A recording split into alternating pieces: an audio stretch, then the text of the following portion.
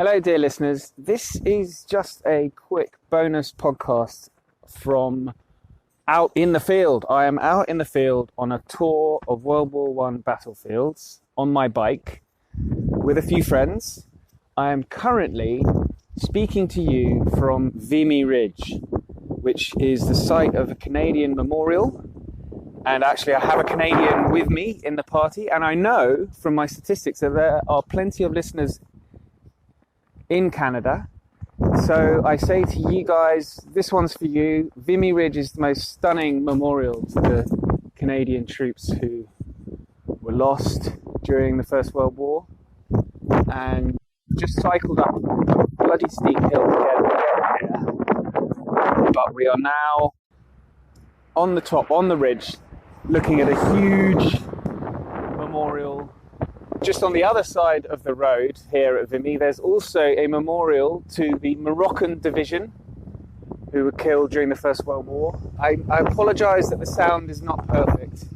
It's inevitable when I have to do it on the move, but there are trenches that we are going to be going to have a look round.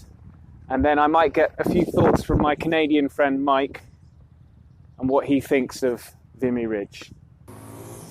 I don't know if you can hear that. That was two Harley Davidson motorbikes. Vimy here, first to Arras. We've just come from Ypres, or Wipers, where we watched the Men in Gate ceremony. And that was commemorated by the pipes and drums of representing the Ulster Division, which is very important to me because that's where my grandfather served in the Ulster Division and was wounded serving the Royal Inniskilling Fusiliers. He was only 19. He lost the use of his right arm and a part of his head was blown out by a grenade. So the Men in Gate ceremony takes place every single day at 8 o'clock. Without fail, and has done so since 1928. And it is really well attended. I would say there were approximately 500 people watching yesterday as wreaths were laid. And remember, this happens every single day. Every single day. Now, the Men in Gate itself is being refurbished. So there's scaffolding up, but that hasn't stopped the commemorations continuing. Ypres is the most incredible town, actually. It was almost completely destroyed in the war, in the Great War. The town square, the Hotel de Ville in the town square was totally destroyed. But as you go through the town, it's extraordinary how all the buildings have been rebuilt in the style, in the original style, which it really does just go to show local authorities. I'm going to go off on a little bit of a rant here. Local authorities can build architecture that respects the past, but in a modern way and looks fantastic. And Ypres, Wipers, is an extraordinary town, and I recommend you visit. Well, good afternoon, everyone. And my name's Mike Hepburn. Canadian. I grew up in the Ottawa Valley, and this is my third trip to the memorial here at Vimy Ridge, and it really never disappoints. It's a beautiful, sunny, warm day, and I'm very fortunate. All three visits have had similar weather, and really it's something all Canadians should try to take in at some stage in their life. You realize what a momentous occasion this was for Canada as a nation. For me personally, I have my great uncle was killed and buried. He died about 2 weeks in a trench raid, 2 weeks before the big push at Vimy Ridge. He fought with the Black Watch formed up out of Montreal. My grandfather on my mom's side was also present, and he was fighting with an artillery regiment not far from Vimy on the day of the big battle. And on my dad's side, my grandfather of Scottish descent fighting in Ypres. He was wounded, nearly killed in the Third Battle of Ypres in 1917. So you really realize how this battle and how World War One touched so many Canadian families. That's just three of my relatives that I'm aware of. I'm sure there were many more cousins fighting in the war. So it's an impressive sight. If any Canadian has the opportunity, definitely try to come and visit Vimy Ridge. It's famous amongst all the Commonwealth war graves, often considered probably one of the most visually stunning up on the ridge, with amazing views across the Belgian countryside. So get out here if you can. The Vimy Monument, the memorial itself, is a huge structure. But what's really interesting, there are 16 sculptures designed by a Canadian sculptor, Walter Seymour Allward. The sculpture contains 16 figures, and they all represent something that the Canadians, or indeed the Allies, were fighting for, which was faith, hope, sacrifice, honour, charity, peace, knowledge, justice, and truth. And the remaining figures are the torchbearer, breaking of the sword, figure of Canada, sympathy of Canadians for the helpless, and the female and male mourners.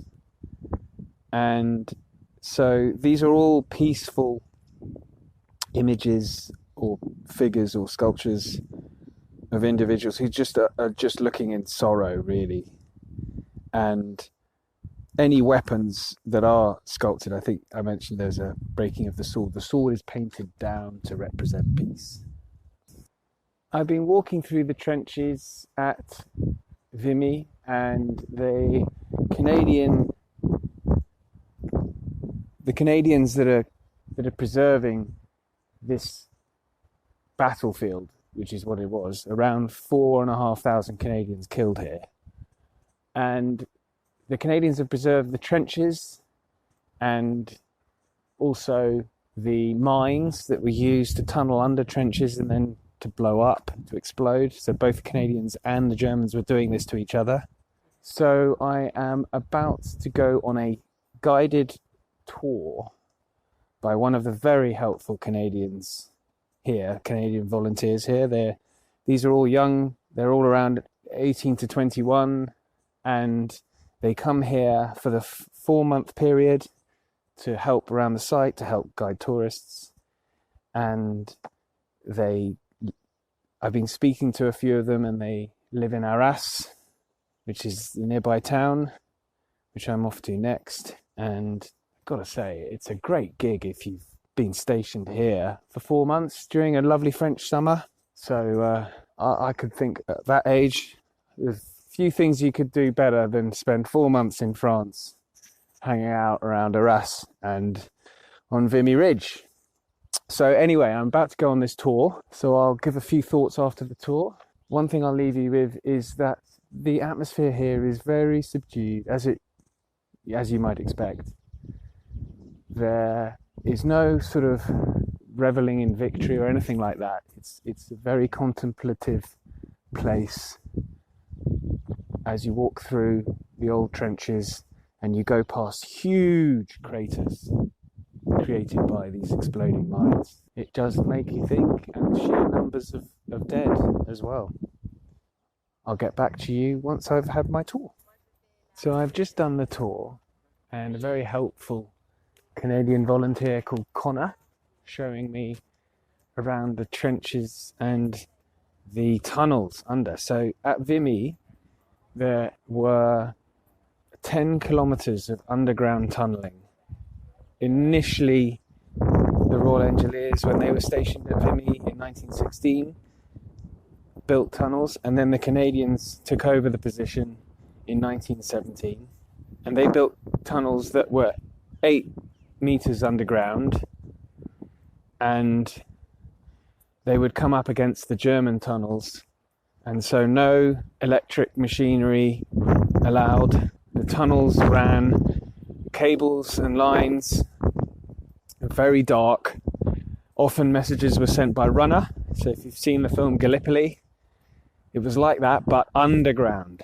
Connor came up with a lot of interesting facts. The average life expectancy for a runner was 8 to 10 days, because the German snipers knew they were runners because they had white armbands around their arms to signify that they were runners, and so therefore should be allowed to pass quickly. But of course the Germans noticed this, and so many were shot. On the morning of 27th of April 1917, the Canadian 3rd Division mounted an assault against the Germans, in which 3,700 Canadians were killed versus around 9,000 German troops killed. And so that's why the Vimy assault plays such an important role in Canadian life and culture. Canadians will know this. The Vimy Memorial is on the $20 bill, and the Canadian passport contains a Vimy Memorial. So around 600,000 Canadians volunteered during World War I. Around 600,000 Canadians served in World War I. As we walked up the steps that the troops would have walked up on the morning of their assault, it was rather poignant knowing that many of them would never return. So that's it from me for Vimy. I'm going to head off to Arras now on my bike